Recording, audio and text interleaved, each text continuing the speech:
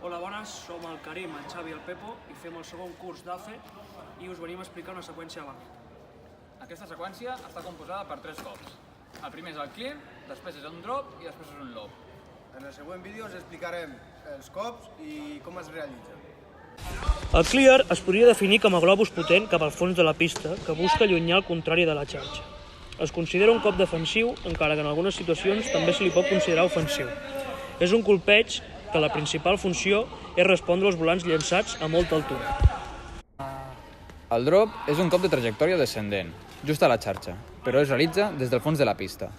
També se li pot denominar deixada alta o ràpida. Aquí, l'adversari que t'ha llançat el volant a una alçada considerable s'espera amb una rematada. Queda sorprès en rebre el volant molt a prop de la xarxa. El lob es defineix com a cop de trajectòria ascendent cap al fons de la pista, que busca allunyar al contrari de la xarxa. Ha de ser un cop fort perquè el volant guanyi alçada. S'utilitza en resposta a una deixada o una rematada.